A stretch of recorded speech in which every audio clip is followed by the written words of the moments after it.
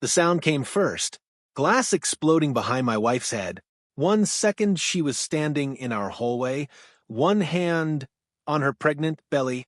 The next, an HOA Karen's hands were on her shoulders, and my wife's body slammed into the mirror so hard it spiderwebbed across the wall. She screamed, not from the pain in her back, not from the blood running down her arm, from fear. Fear for the baby. The woman standing over her didn't panic, didn't apologize. She adjusted her red blazer, looked at my wife bleeding on the floor, and said calmly, "You should have followed the rules." I froze. My unborn child's heartbeat echoed in my ears while my wife struggled to breathe. Neighbors watched. No one moved. And as that HOA Karen turned to walk away, she had no idea. The man who would hear about this next was someone she should have been terrified to cross. That was the moment our lives split in two. Before I go any further, let me ask you something. Where are you watching this video from right now? What city? What state? Go ahead and drop your city's name in the comments.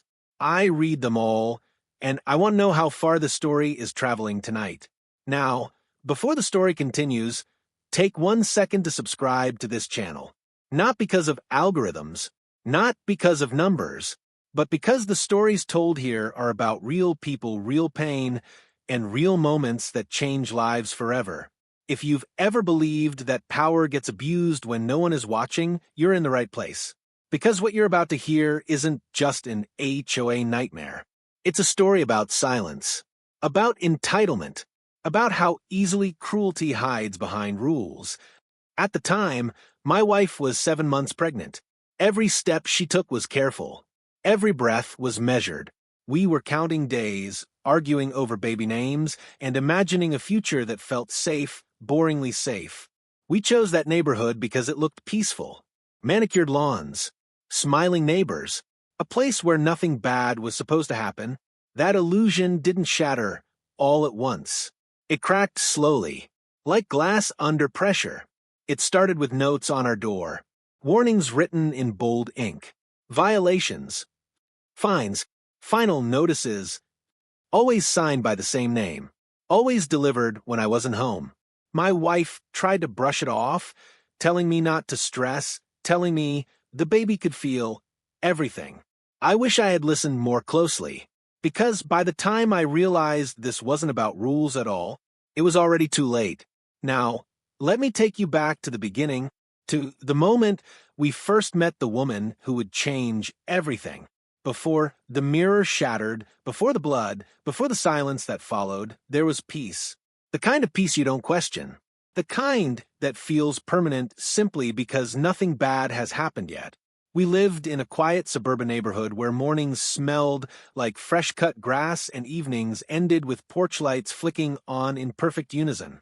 Neighbors waved. Kids rode bikes in slow, careless circles. Lawns were trimmed with almost military precision, and every mailbox stood straight, painted the same approved shade of gray. It felt safe. That was why we chose it. My wife, Emily, was 7 months pregnant then. Everything about her had softened, not just her body, but her voice, her movements, even the way she smiled. She walked carefully, one hand always resting protectively on her belly, as if she were constantly reminding the world that something precious was growing there. We argued about baby names in the evenings and laughed about which of us the baby would look like. She loved mornings the most, said the baby kicked more when the sun came up. I worked long hours trying to save every extra dollar for the future we were about to step into. Emily stayed home, nesting, reorganizing cabinets that didn't need reorganizing, folding tiny clothes she bought even before we knew the baby's gender. Life felt fragile in the best way, like glass you protect because you value it. That's when the HOA first entered our lives. At first, it was harmless, almost laughable. A printed notice appeared taped to our door one afternoon while I was at work. Trash bin visible after 6 p.m. Emily showed it to me that night, apologizing like she'd done something wrong. I laughed and told her not to worry. Everyone forgot their trash bins. Sometimes, a week later, another notice. Unauthorized flower pots. Then another. Vehicle parked slightly over driveway line. Each time, the paper was signed by the same name. A name Emily said softly, like it mattered more than it should have. Karen. She was the HOA board president. Everyone knew that much. What no one talked about, what people avoided even mentioning, was how much power she seemed to enjoy wielding. Emily met her in person for the first time on a Tuesday morning. She told me about it that evening, trying to sound calm. Too calm. Karen had knocked on the door just after 9. Emily said she opened it with a smile, one hand on her belly, expecting a polite introduction. Instead, Karen's eyes went straight to the flower pots by the steps. "You know those aren't approved," Karen said. "No greeting. No congratulations on the pregnancy. Just rules." Emily explained she hadn't realized. She said she'd move them right away. Karen stepped closer, close enough that Emily could smell her perfume. Sharp, expensive, intentional. "Make sure it doesn't happen again," Karen said. "We like to keep standards here." After that, the notices came faster. Sometimes they were slipped under the door. Sometimes taped to the garage. Always when I wasn't home. Emily started waiting for the sound of paper brushing against wood like it was inevitable. She stopped answering the door unless she knew who it was. I told her we'd talk to the HOA together, that I'd handle it.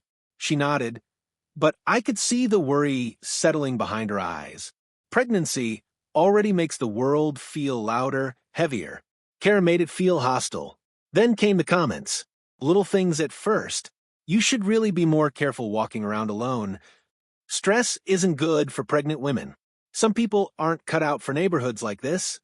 Emily told me those words late one night, her voice barely above a whisper. I asked her why she hadn't told me sooner. She shrugged and said she didn't want to bother me. Said she thought it would stop. It didn't. Karen began showing up in places she didn't need to be, standing at the end of our driveway, watching Emily from across the street when she watered the plants, always smiling, always watching. Neighbors noticed, but no one intervened. That's the thing about people like Karen. They don't scream. They don't threaten outright. They wrap cruelty in professionalism and dare you to challenge it. One afternoon, I came home early and found Emily sitting on the couch, hands shaking, a notice crumpled in her lap. Excessive noise complaint, it read. There had been no noise. Emily hadn't even turned on the TV. That was the first time I felt anger cut through the calm. Real anger. The kind that doesn't fade when you sleep it off. I called the HOA office. Left a message. No response. I emailed. Attached photos. Explained politely. Karen replied 3 days later with a single sentence. Compliance is not optional. Emily cried that night. Not loudly. Not dramatically. Just quiet tears that soaked into my shirt while she apologized for something that wasn't her fault. I held her and promised her it would be okay. Promised her I wouldn't let anyone treat her like that. I meant it, but promises feel smaller when you don't know who you're up against. The tension in the house became constant.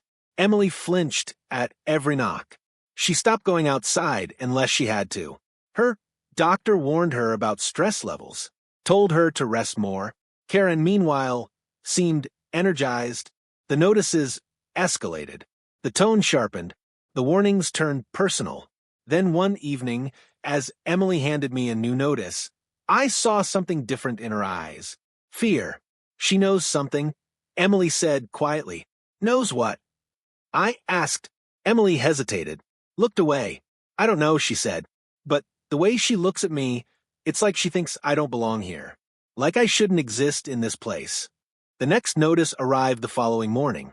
This one wasn't about trash bins, or flower pots, or noise.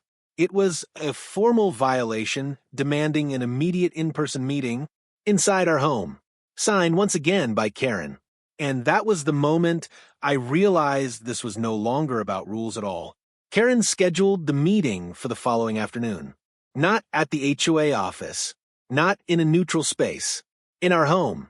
The notice made that clear, mandatory compliance review. Failure to attend may result in immediate penalties. No greeting. No explanation. Just authority typed in bold.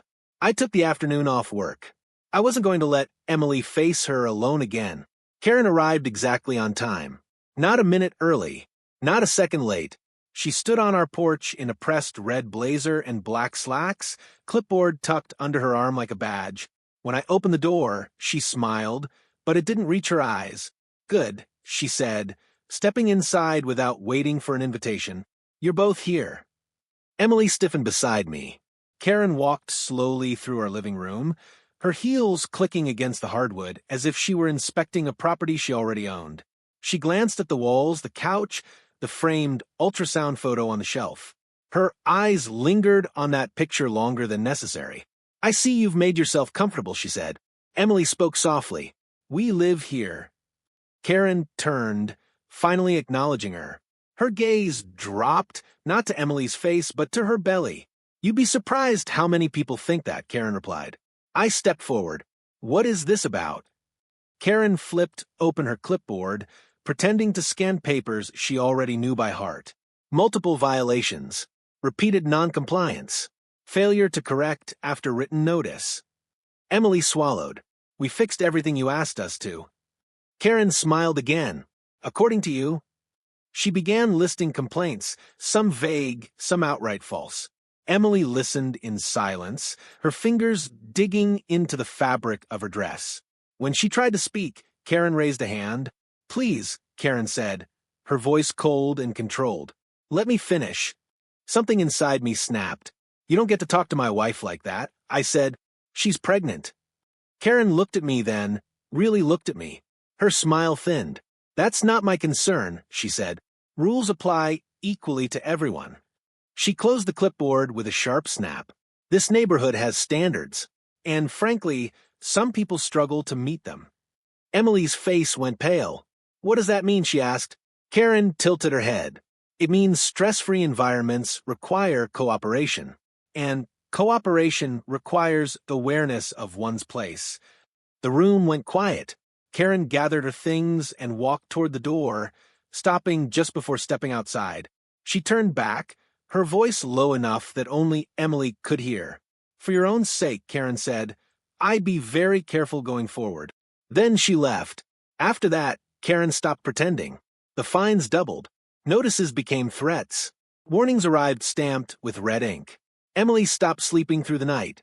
She'd wake up gasping, one hand clutching her stomach, the other reaching for me like she was afraid I'd disappear. Her doctor asked about her stress again, suggested bed rest, suggested removing negative influences. We both knew exactly what that meant. Karen started showing up when Emily was alone. Once, she cornered her in the community parking lot, blocking her car door with her body. Another time, she followed her down the sidewalk, commenting loudly on safety concerns and liability issues. Neighbors heard. They watched. They did nothing. Emily tried to stay polite, tried to stay invisible. She wore looser clothes, walked with her head down, avoided eye contact. Karen fed on it. One afternoon, Emily called me crying so hard I could barely understand her. She said, "I don't look like I belong here." Emily sobbed. She said people like me bring problems. She said my child would grow up causing trouble. I left work immediately. That night, I emailed the HOA board. I documented everything. Dates, times, witnesses. I asked for intervention. Karen responded within the hour.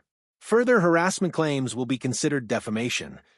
Emily read the message and went silent. That silence scared me more than her tears ever had.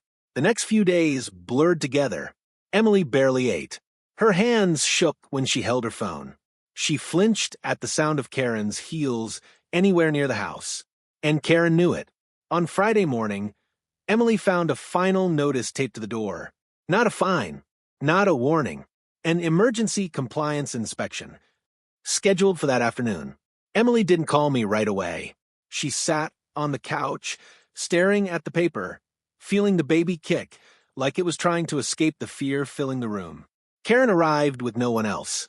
No witnesses. No board members. Just her. She walked in like she owned the place again, scanning the room with thinly veiled contempt. "This is becoming a pattern," Karen said, "and patterns require correction." Emily stood near the hallway mirror, one hand on her belly, trying to stay calm. "Please," Emily said, "I'm not feeling well." Karen stepped closer. "You should have thought of that before moving into a community with expectations," she replied. Emily's voice cracked. "Why are you doing this?" For the first time, Karen's mask slipped. Her eyes hardened. Her mouth curled slightly. "Because," Karen said quietly, "some people don't belong where they try to pretend they do." Emily felt the words like a slap.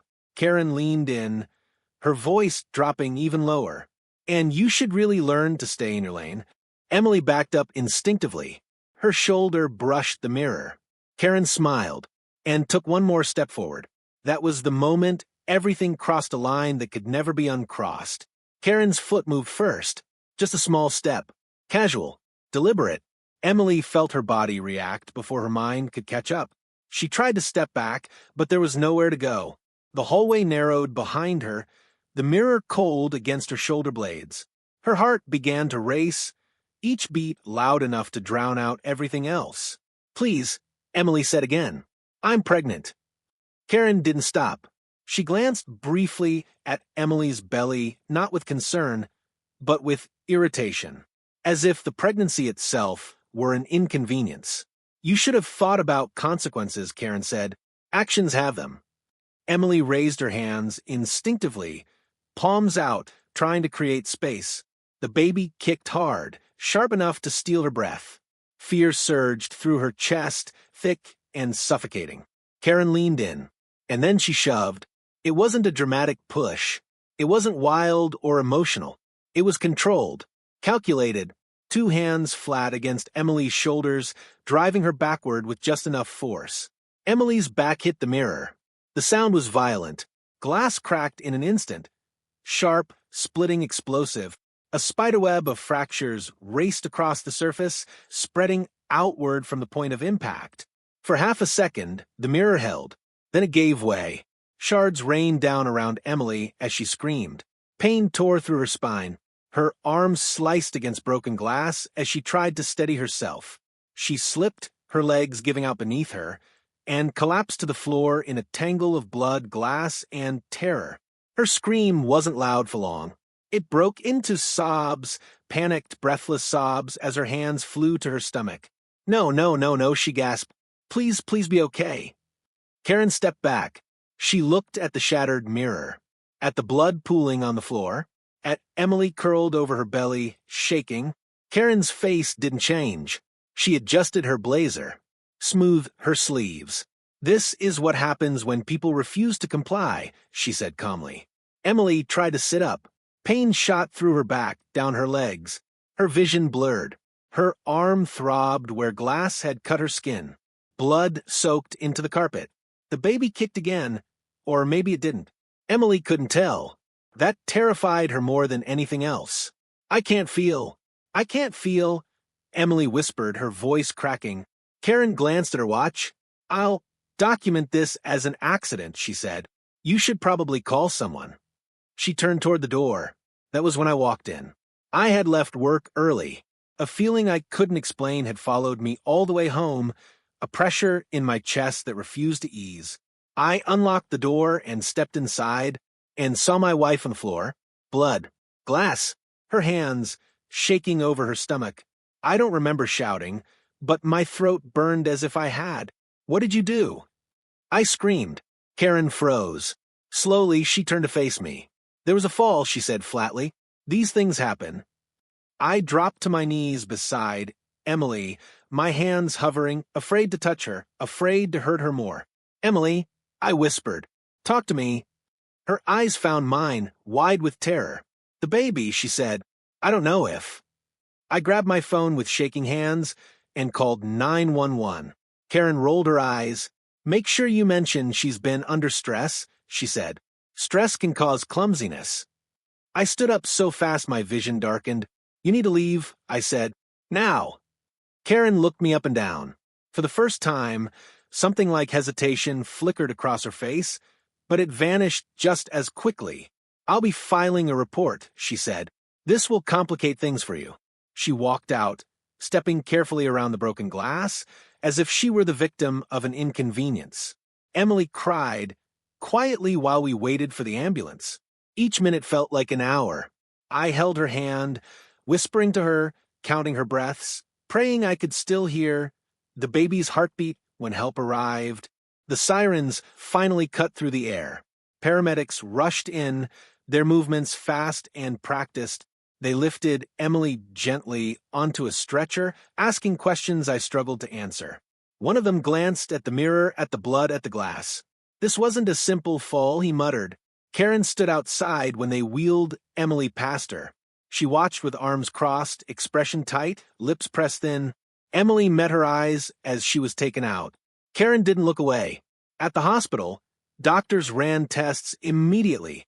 Monitors beeped. Machines hummed. Emily lay still, her face pale, her hand gripping mine like a lifeline. Then, the sound. A heartbeat. Strong. Fast. Alive. Emily sobbed with relief. I felt my knees give out. But relief didn't erase what had happened. A nurse asked what caused the injury. I told her the truth. She nodded slowly. We'll document everything. Hours later, as Emily slept under observation, a police officer arrived. He asked questions, took notes, looked at photos I'd taken of the mirror before we left. This will be investigated, he said. Karen didn't contact us that night, or the next morning. Instead, a letter arrived from the HOA's legal department accusing Emily of reckless behavior and property damage. That's when I knew Karen wasn't done. And that's when a stranger walked into Emily's hospital room. He was tall, gray-haired, dressed simply. His eyes went straight to Emily, then to me.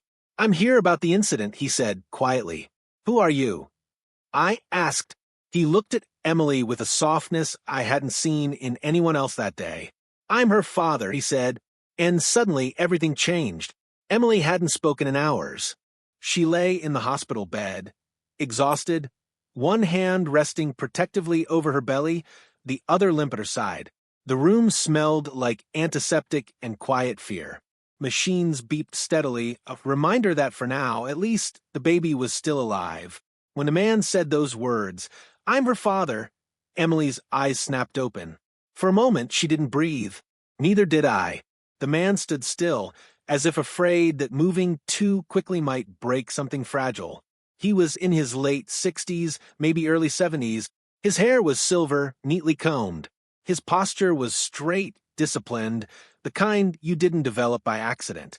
He wore no jewelry, no expensive watch, nothing that tried to announce power. And yet the room felt smaller with him in it. Emily stared at him, disbelief flashing across her face, then pain. Real pain. The kind that comes from wounds you never expect to reopen. You said you'd never come back, she whispered. He nodded slowly. I know. I stepped between them instinctively, unsure whether I was protecting Emily from him or him from what this moment could unleash. You're her father? I asked again, needing to hear it twice. He turned to me and extended his hand. His grip was firm, steady. My name is Thomas, he said, and I was informed that my daughter was assaulted. Emily looked away. For years, she had told me almost nothing about her father. Just fragments. Enough to explain the distance. Never enough to understand it. She once said he was important. Another time, she said he was dangerous to know. And once, late at night, when she thought I was asleep, she whispered, I don't want him near our child. I never pressed her. Now, standing in that hospital room, I finally understood why she had been afraid of this moment. How did you find us? Emily asked. Thomas hesitated, then answered honestly. I was contacted by a third party, someone who believed the incident wouldn't be handled properly. My mind flashed back to the paramedics' muttered words, to the officer's tight expression, to the way Karen had walked away without fear. Someone had made a call, and not to the police. Emily closed her eyes. I didn't want you involved. I know, Thomas said gently, but this goes beyond personal wishes. That was when I noticed the badge clipped discreetly to his belt. Not police. Federal. I felt my stomach drop. Thomas followed my gaze and sighed. I'm not here in an official capacity, he said. Not yet. Emily's breathing quickened.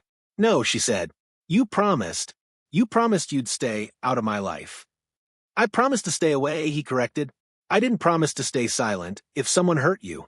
The silence that followed was heavy. Emily finally looked at me, tears slipping down her cheeks. I didn't tell you, because I didn't want this. I squeezed her hand. Whatever it is, I said quietly, we'll face it together. Thomas watched us closely.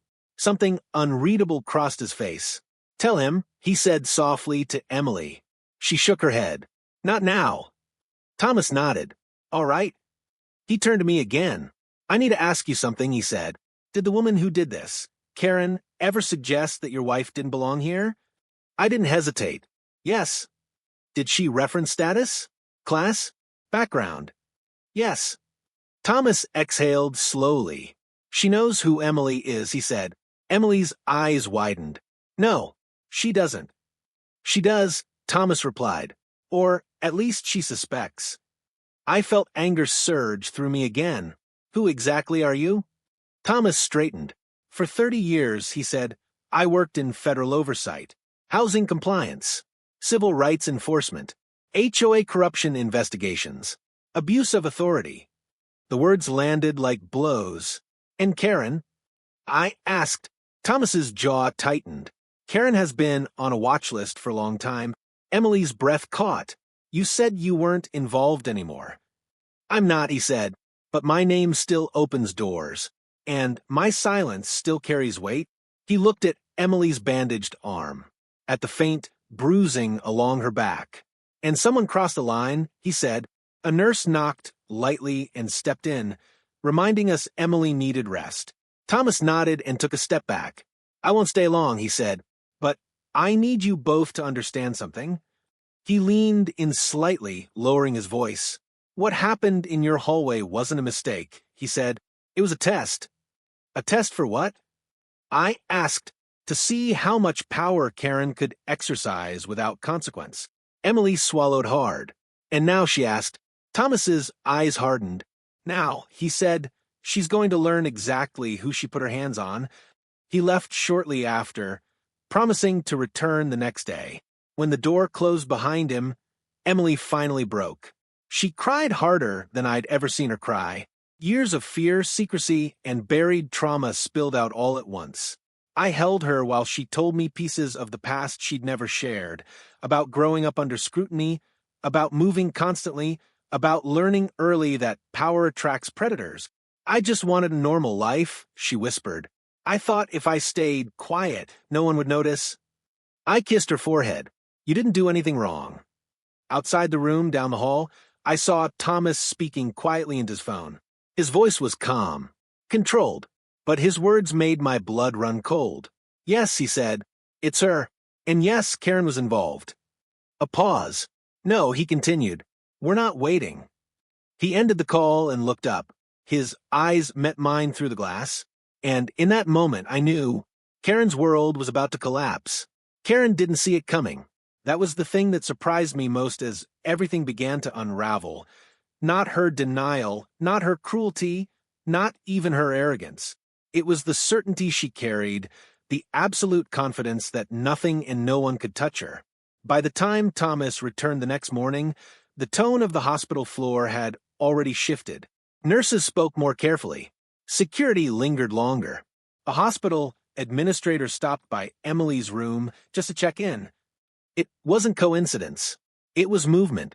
Thomas stood by the window, hands folded behind his back, watching the parking lot below like a man tracking a storm he knew by heart. She filed first, he said without turning around. I felt my jaw tighten. Karen? He nodded. An incident report. Claims your wife was unstable. Claims she slipped. Claims she was threatened. Emily laughed bitterly from the bed. Of course she did. That was expected, Thomas said. What she didn't expect was how quickly the paper trail would catch up to her. He pulled out a folder and placed it on the small table. Inside were documents, emails, notices, complaints, screenshots of HOA messages Emily had saved without ever thinking they'd matter. HOAs like hers, Thomas explained, operate in a gray zone. They rely on intimidation, not legality. As long as no one pushes back, they feel untouchable. And now, I asked, now, he said calmly, we push. Karen showed up that afternoon. Not at the hospital, at our house. She didn't knock. She stood on the sidewalk with two other board members, arms crossed, posture stiff, expression rehearsed.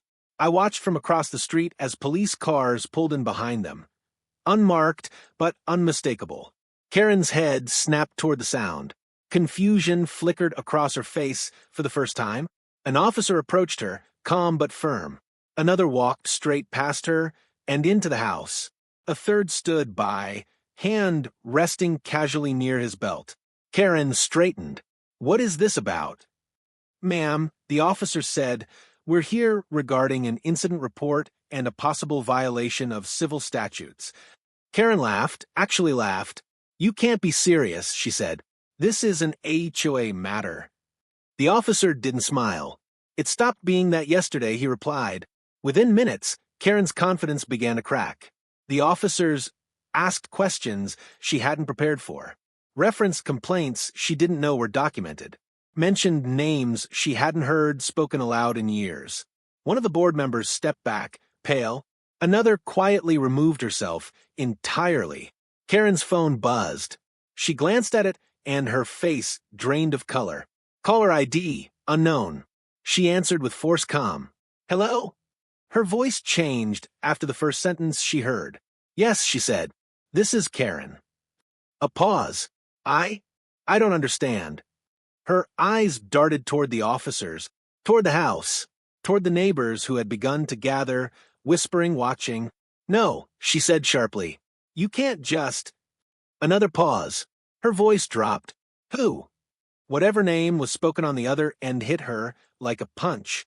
She swallowed. Hard. I didn't know, Karen said. I swear I didn't know. That was the first time I heard fear in her voice. By evening, the story had spread through the neighborhood like wildfire. People who had avoided eye contact for months suddenly wanted to talk. Neighbors Emily barely recognized offered apologies, casseroles, quiet support. Too late. At the hospital, Thomas sat beside Emily's bed, speaking softly. Not about revenge. Not about punishment. About accountability. This isn't personal, he told her. It's systemic. And systems only change when someone forces them to. Emily nodded slowly. I don't want anyone else to go through this. Thomas met her eyes. They won't. Karen tried one last move that night. She showed up at the hospital. Security stopped her at the desk. I'm here to apologize, she said loudly, making sure people could hear. There's been a misunderstanding. Emily watched from a room doorway as Karen argued, pleaded, shifted tactics. When she finally caught sight of Thomas standing beside Emily, her face went white. She walked toward him, hands shaking. I didn't know who she was, Karen said quickly. If I had known. Thomas held up a hand. That, he said quietly, is the problem. Karen's eyes filled with tears. Please, I have a family, a reputation. Thomas leaned in just enough that only she could hear him. So, did my daughter, he said. Karen's shoulders collapsed. The next morning, news broke. An investigation into HOA corruption, abuse of authority, discriminatory enforcement, assault under color of governance. Karen's name was everywhere. By afternoon, her resignation letter circulated. By nightfall, legal documents followed. Emily watched the updates, silently, one hand resting over her belly, the other gripping mine. It's not over, she said softly. I nodded. I know. Because, as Karen's world burned down around her, one final detail surfaced, a sealed complaint, filed years ago, buried quietly, involving another woman, another hallway, another mirror. And suddenly, justice wasn't just about what Karen did to us. It was about everyone she thought would never fight back. The day Emily was discharged from the hospital, the sky was gray and heavy, the kind of day that feels like it's holding its breath. I pushed her wheelchair slowly through the automatic doors, careful with every step, as if the world itself had become fragile. She held her belly the entire time. The baby was still there, still alive, still fighting.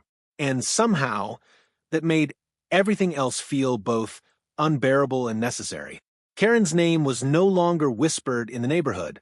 It was spoken openly, sometimes with disbelief, sometimes with anger, sometimes with shame. People who once avoided us now crossed the street just to apologize. Others pretended they'd always known something was wrong. Emily listened politely. She didn't respond. Justice, we were learning, doesn't always bring peace. Sometimes it just brings clarity. Within a week, the HOA was officially suspended, bank accounts frozen, records seized, emails pulled, board members interviewed. Thomas didn't gloat. He didn't even speak much. He simply guided the process, making sure every step followed procedure, every abuse documented. "This isn't about destruction," he said one evening as we sat together in our living room, the mirror gone, the walls still scarred. "It's about correction." Emily looked at the empty space where the mirror used to be. "That mirror showed me who I was supposed to be," she said softly. "Perfect, quiet, invisible." She reached for my hand. "I don't want our child growing up thinking silence is survival." The lawsuit moved faster than anyone expected. Karen's defense crumbled under evidence. Witness statements, video footage, emails dripping with entitlement. The sealed complaint from years earlier was unsealed. Another woman testified, then another. Patterns emerged. Karen wasn't an anomaly. She was a symptom. When Karen finally appeared in court, she looked smaller, older, stripped of authority and confidence. She avoided looking at Emily, at the evidence, at the truth laid bare in front of everyone. The judge didn't hesitate. Charges were filed, civil penalties imposed, permanent bans from HOA governance, mandatory restitution. But the moment that stayed with me didn't happen in court. It happened afterward. Karen approached us in the hallway, her lawyer several steps behind her. She stopped in front of Emily, her eyes wet, her voice shaking. "I didn't know," she said again. "I didn't think it would go this far." Emily met her gaze. "You knew enough," Emily said calmly. Karen flinched. "I hope," Emily continued, "that one day you understand what it feels like to be powerless." Karen opened her mouth to respond, but no words came out. She walked away in silence. Weeks passed. Emily's bruises faded. Her arm healed, but some wounds lingered beneath the surface, invisible and slow to mend. We attended therapy together, talked about fear, about trust, about how quickly safety can be taken away. Thomas visited often, not as a federal official, not as an enforcer, as a grandfather. He spoke to Emily's belly, sometimes his voice low and awkward, as if he were afraid of saying the wrong thing. Emily watched him closely at first, guarded, but little by little, walls lowered. "You don't have to disappear anymore," he told her one evening. "You don't have to carry this alone." Emily nodded. "Neither do you." The day our child was born, the room was filled with light, a strong cry, a steady heartbeat, a life untouched by Karen's cruelty. I held my daughter in my arms and felt something shift inside me, something permanent, a responsibility deeper than anger, deeper than justice. Emily looked at our daughter and smiled through tears. She was there, Emily whispered. She heard everything. Thomas stood quietly at the back of the room, tears running freely down his face. Months later, we moved, not because we were chased out, but because we chose peace. The house was sold, the neighborhood restructured, new policies implemented, real oversight enforced. Sometimes when I drive past our old street, I see the mirror of what could have been. But I don't feel bitterness anymore. I feel resolve. Because this story isn't just about an HOA Karen. It's about what happens when people mistake power for permission. It's about what silence costs. And it's about the quiet strength of a woman who refused to disappear, and a child who arrived as living proof that cruelty doesn't get the final word. If you're watching this and you've ever felt powerless, if someone has ever used rules to hurt you, know this: you are not alone, and your story matters. Sometimes all it takes to change everything is refusing to stay silent. If this story stayed with you, if even one moment made you pause, feel angry, or feel seen, then I want you to know something. That reaction matters. Stories like this aren't just told for entertainment. They're told because power gets abused every single day, often in quiet places behind rules, and authority people are too afraid to question. And silence is exactly what allows it to continue. If you've ever experienced something similar, or if you know someone who has, drop a comment below. Share your city, share your story, or simply leave a message of support. Someone reading it might need that reminder that they're not alone. And if you believe stories like this deserve to be heard, take a second to subscribe to this channel. More real, emotional, and powerful stories are coming. Stories about justice, resilience, and the moments that change lives forever. Stay safe, stay aware, and never let anyone convince you that your voice doesn't matter.